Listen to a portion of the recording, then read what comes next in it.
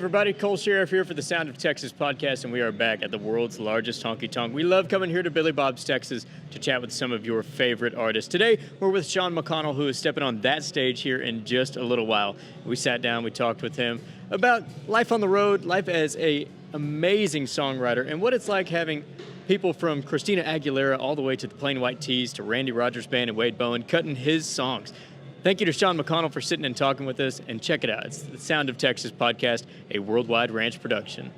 Sound of Texas podcast, back in this historic green room here at Billy Bob's, Texas, the world's largest honky tonk. Sitting here with songwriter extraordinaire Sean McConnell. How we doing, man? I'm good. How are you doing? I'm doing well. Thanks for sitting down and talking with us. We really appreciate you taking the time. Yeah, thanks for wanting to talk with me. Absolutely. We caught a bit of that sound check, man. Very cool stuff. A really full sound that you're getting out of four guys. Yeah. Tell me about putting a band like that together. I mean, today we're a little different. We have not our normal lineup. We're normally five, and our drummer is not here, so we have an amazing friend of ours, Jonathan Womble, filling in. Awesome. But so tonight's it's a little different, not crazy different, but building a band over the years has been something, especially with this new record, Skin, that's kind of come together with a bunch of guys who have had the opportunity to be on the road with, but not all at the same time. Mm-hmm. So on this record, we all made this record together, and I got to tour with them as well. Awesome. So it's been... That makes a huge difference. It really has. It's been a really great year for touring. Do you find that makes rehearsals and sound checks a lot easier, just knowing that these guys, they know the material? There's no doubt about it. Yeah, you have more time to explore different things or go somewhere different on the stage live than you have when we know the songs, we've recorded, we built the house and we know how it feels, and now we can... Every night, we try to go somewhere different. To keep us entertained, keep the crowd entertained, and so it's a fun goal. How do you decide where you're going to take the turns in the set? Saying that you're going to do something different, where are those variables at? Most of it is just on the fly, and just everyone watching everyone. And I mean, I'm normally leading a certain. If I feel something, I'll start it. People will follow, but also everyone else kind of takes moments to maybe. They're feeling something, they go somewhere, and we follow, Joe playing the guitar. Or so that's a big part of the live show for us, is watching and trying to go places, And you're doing all that without a talkback mic. You see a lot of guys these days, they'll turn around, they'll hit the talkback mic, hey, we're going to reprise the chorus one time, this or that. How do you do it without being able to directly say to your band, this is what we're going to do? Is it just chemistry? Is it all feel?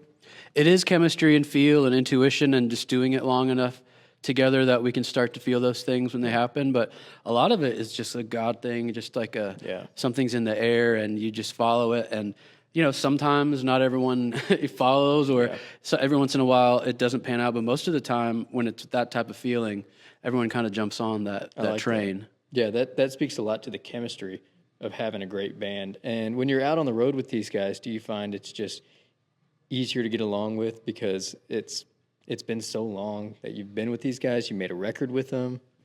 Yeah, and because we're all real friends, and friends that truly care about each other. So when we do get to tour, it is great to be together, and the camaraderie is we laugh a lot, and being on the road, you gotta laugh. Yeah, you gotta keep it fun, and being away from family and being gone. So it's great to be surrounded by friends, Yeah. What are some of the methods that y'all use, being away from your family, especially on those long runs? How do you keep the morale up? Again, the laughter, for me, it's like trying to keep my center, like go out, go on a walk, get out in the sunshine, try to eat right, try to get out in the town and see something if you got time. But a lot of it is just being dumbasses in the van and telling jokes and listening to music we love, podcasts, stuff like that. What music are y'all listening to in the van right now? Today we were blaring some Audio Slave on the way into Fort Worth. Their first record is one of my absolute favorite records. But you never know. We listen to a lot of different stuff. Is there anybody that's not allowed to touch the aux cord in the band? Nobody is not allowed to touch the aux cord. We're pretty good with the aux cord. Okay, that's respectable, man. That is not a typical answer. Usually somebody has an immediate response, like, drummer's not allowed to hit. Right. I mean, there'll be some times where we might be like, what? What is this? When you're out on the road with these guys, do you find that it's easier being a good strong camp that work together a lot rather than just having hired guns come around? Yeah, I mean it's for many reasons, mostly the music. Just there's to get on stage and know that everyone's played the last 20 shows together. That's a different type of feeling. And there's stories that come with that as well. You can laugh about things. Bring something up. Hey, that last city we were in, this happened, and it's a good laugh coming back to the morale thing. Totally. I noticed when I was walking in, no trailer outside. Yeah. Are y'all using house engineers today? We are, yeah. This whole tour, I mean, I just flew in 3 days ago. Me and my guitar player, Joe, we played a couple of shows, acoustic style. So this was the only full band show of this run. So we flew in, our bass player drove in from Louisiana with a bunch of gear. Oh, wow. So it's a little different in that way too. But is it non-typical in that sense? Do you usually have a monitor guy or a front of house guy? We never roll. I have never rolled with sound. Wow. To be honest with you, and there were times where I wanted to do that, and we've just rolled the dice and we've been pretty lucky. Wow. I'm not touring as much as a lot of these guys are that are rolling with, monitors in front of house, and so we are at the mercy of the lovely sound guys. Yeah, well, the guys here are great, so nothing to worry about tonight. Totally. But when you're out, you're hitting these shows. Say it's a venue that you've never been to before. You have no idea anything about their staff, their local hands. Do you feel like it's a crapshoot going into something like that? Sometimes. I mean, I've done it. If I'm in Texas, especially because I've toured here for so long now, most of the shows I'm playing I've played before, and I know the rooms, I know the people, and but there's always a couple shows on a tour that is kind of the question mark, and you're always a little anxious, like I hope that's good, I hope the sound's good, I hope the this and the that, but that's just kind of part of the gig is rolling up and making whatever is there work, to the best of everyone's ability. Yeah, I think that is super cool, man, because you see a lot of these guys, I mean, they need 4 hours for their load-in. Right, right. Which I get that, you want consistency every night, but I think it's kind of more organic, that you're just letting it happen the way that it's going to happen, and there's not a whole lot that you can change once you're at the venue. Yeah, I mean, it's got its pluses and its minuses. I feel like if I was rolling like a lot of these guys are, playing 260 shows a year, and you got to have everything just so, so I understand that 4 hour load in. But for me, it's just, I don't know. It's just kind of the way I've always done it, and it's not been a situation, I like that. That's cool, man. Yeah. You've been doing this for a long time, dude. Not to call you old or anything. No, I've been looking back this year a lot because we had a record turn 15 years old, Saints, Thieves, and Liars, and so I've been kind of looking back a lot, especially about touring in Texas, and it's kind of like you don't look up, and then all of a sudden you look back and you've been doing it 15 years, 16 years. Well, 200 Orange came out long time ago. 2004, right? I don't remember the year, but that seems about right. Yeah. 2004-ish, and then Skin last year. 21 years between those two records, give or take. Tell me about the journey that it's been. Because it's been a wild ride for you. A lot of people have cut your tunes, and it's been full of stories. It sounds like. Yeah, I mean, it's a lot of time to span. But I mean, the kind of gist of it is that was my first record, or that was my third record, and man, it just kind of went for me like I'm going to a venue, I'm bringing the PA, I'm putting out a tip jar, just like everyone does, And even during 200 Orange Street back then, I was still doing that. And you just keep doing that, and then you try to get out of your state. And I moved to Tennessee for college, and I ended up doing a lot of gigs there. And then, honestly, Texas happened, which was a big part of my story as far as touring is concerned. This is like fast forwarding a whole lot, but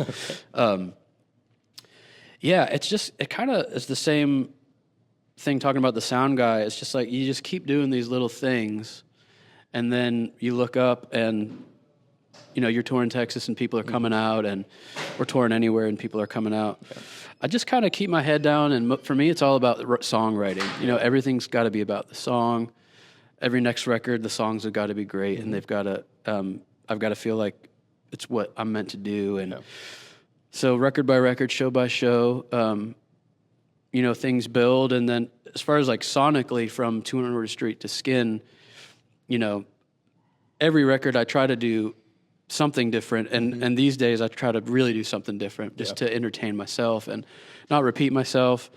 So the career journey is happening as well as the artistic and sonic journey, and as a songwriter, hopefully getting better and better with each record. So, I mean, there's a million stories between those two records, but I think at the heart of it, I still feel that the song is the center, and for me, that's always going to be the case. I think that's the best way to look at things, because your songwriting is bar none, man. Like, it is phenomenal. And that shows with a lot of the folks that have cut your tunes, man, from Wade Bowen to Christina Aguilera all the way to Plain White Tees. Yeah. Why are you still on the road, man? These people are cutting your tunes. You know what I mean? Man, it's just two different things to me. It's like when someone cuts a song, that's such a cool feeling. It's such a great journey. Yeah. It's another side of the business. But it doesn't do what it does to get on stage for me, and I love both. I love producing. There's so many facets to what fills my cup, that makes me happy. It's kind of a long answer to that, I suppose. Totally fine, man. No, I respect that. And that's kind of, not to say that that's what I was expecting, man, but the road is something that's special. There's an energy when you're on any stage, whether you're in the corner of some place with your own PA in a tip jar versus Billy Bob's Texas. There's a magic to being on stage. Yeah. A lot of guys, will sit in their songwriting den and just wait for the checks to come in the mail. Yeah. But you're out there grinding at the same time. Do you find that the reps help with your songwriting? Just being out on stage, doing your thing, does it help you at all? I mean, I also, depending on the year, like tour more or less, so it kind of varies. But I think being on the road, it gives you stories. It's hard to be on the road. So when I come out on the road, it kind of challenges me in ways that I'm not challenged at home. Right.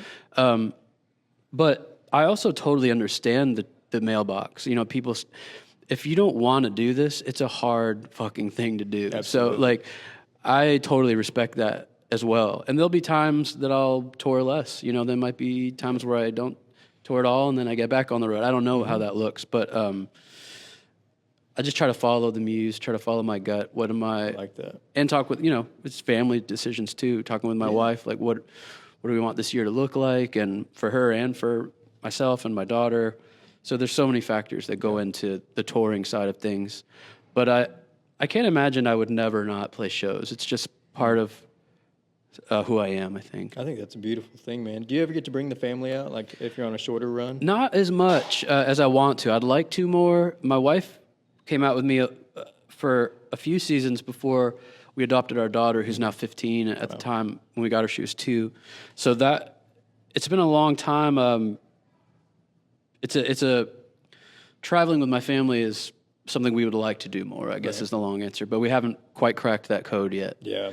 Every once in a while, my wife can fly out when I'm doing like a couple nights at Green Hall or something special. She'll come out. I wish she could have come out tonight, but we have things going on at the house.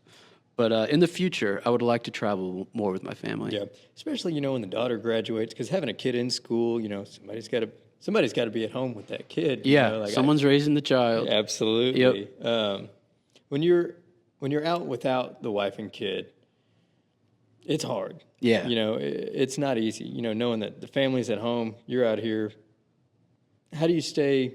Is FaceTime like your biggest tool in that sense? FaceTime is, and I'll send voice memos often, just like good morning, good evening, especially to my daughter. We'll normally talk a couple times a day if we can. Some days are busy and it's just voice memos. Right. and sometimes on their end things are just too busy to take the call. So, but generally we're touching base. That's good. And my wife and I are texting during the day, and all those things. Awesome, man. Since becoming a dad 13-ish years ago, how has that shaped maybe your writing style? It's shaped everything, to be honest. I mean, it changes you as a person, and then so everything changes, including the music. It's really affected my songwriting. Yeah, not just being around my wife and my daughter. They're very just magic ladies, and I tend to find a lot of just real inspiration from them. And so, on an artistic level, it's affected everything, and also just as a human. Right. Yeah. No, it changes your whole life, man. Yeah. And I think that it's cool that you take that in stride. Some people will see, and it sucks, but you'll see it sometimes. A guy will be out on the road. His wife turns up with the first kid, and, it's worrisome, Yeah. This could change the whole career. Right. How do you keep the wheels turning, especially in that early parenthood stage? I mean, honestly, so much of it is due to my wife, Mary Susan, who was and is with our daughter since we got her full time. I mean, there are seasons where I'm home a lot, and there are seasons where I'm gone a lot. But I mean, the short answer is my wife has really just is all in, awesome. And she has her own dreams and businesses and things like that, and those are growing as well. But yeah, it's been a lot of just both of us being really hands on. But when I'm gone, she's doing all of it. It's hard work, man. It is. Yeah. No, I respect that, and I think that's awesome that you're really staying involved. And I get that being home is just such a special thing. Yeah. That couldn't make more sense to me. That's beautiful, man. Yeah. Not to left turn on you, but I do want to talk a little bit about Skin, the record that came out last year. That thing has the purest sound that I've heard. Oh, thank you, man. Thank you. That thing it's full. It doesn't feel like there's a missing piece on a single song. Man, thank you. Tell me about putting a project like that together. Man, that means a lot because I love that record, and it kind of came together. It started as I was going to do an acoustic record with my bass player, Justin Tockett, who's out there, who's an amazing engineer. And by the time we were on, the third week of recording, or not recording, we did a week of recording that was just acoustic. Mm-hmm. And then we had about 3 weeks before the next session. I brought in my friend Ben Allman, who's did all the keys and organ, and he plays live with me when he can.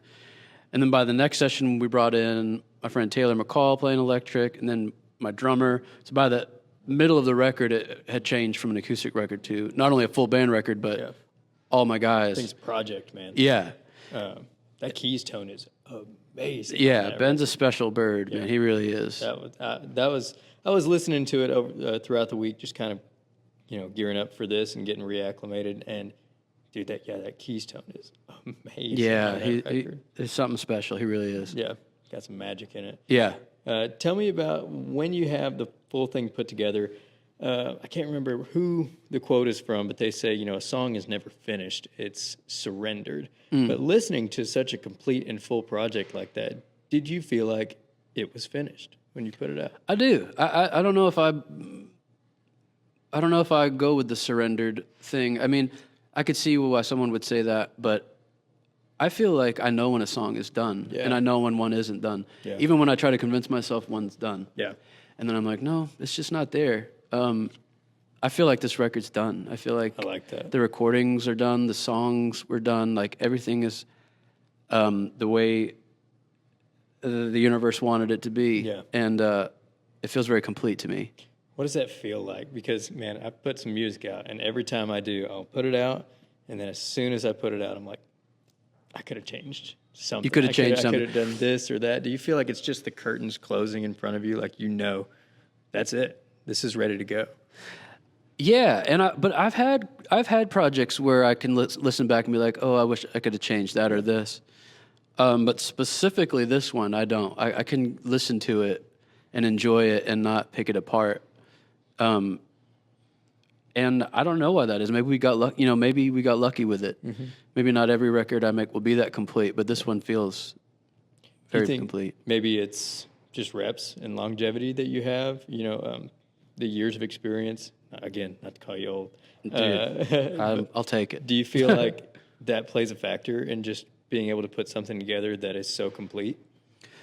I think it has something to do with that. I think it also has a lot to do with, I really, in the middle of this project, when everyone was at the studio and kind of giving all of themselves to it, it turned into, 4 of us being the producers. And I think opening myself up to not being the producer and allowing, everyone came to be on this record because I knew they were going to bring something special. Yeah. So I want them to bring that. And so I think it also has a lot to do with me letting go a little bit with control and just trusting everyone else's instincts as well. And there was a lot of different people taking the lead on different things during that record. That's awesome. And I think if I had tried to do that myself, it just wouldn't have been anywhere close to the record that it is. That's awesome, man. You put together an A-team for this thing. It's an A-team, man. They really are. I'm lucky. That's awesome. Well, Sean, we're not going to hold you much longer, but I do have one final question.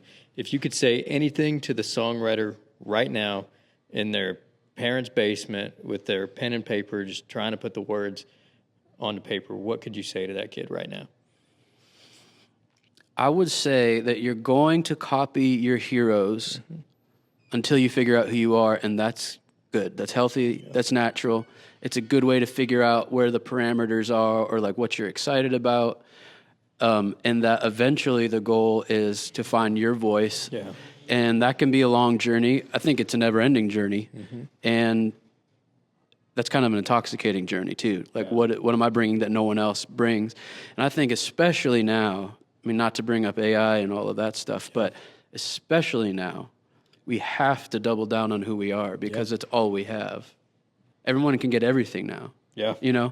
But you can't get what I'm about to say. You can't get what you're about to say, what you're about to write, or the way that we're going to say it or write it. And I think that's, if there's ever been a time where it was more, it's always been important to be exactly who you are. Yeah.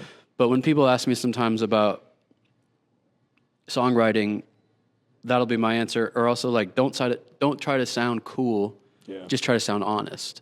Don't try to sound cool. Just try to sound honest. Try to write what you're feeling, which sounds so trite, but so many people don't tap into that. Yeah. It's either just we're trying to get this type of song or this or that. But if you really listen to the heroes that most of us listen to, I don't think many of them are thinking about anything else than just what's trying to come out of them at that moment. And finding that spot is very important. Awesome. I think that's a spot-on answer, man. I appreciate it. Sound advice from Mr. Sean McConnell, man. Thanks, dude. Thank you so much for sitting down with us. Have a great show tonight. Thanks, man. We're looking forward to it. I appreciate it. We hope you enjoyed that chat with Sean McConnell as much as I did. Thank you to Sean for letting us come out and chat. Thank you to Billy Bob's Texas for having us. And thank you for listening to the Sound of Texas podcast, a worldwide ranch production.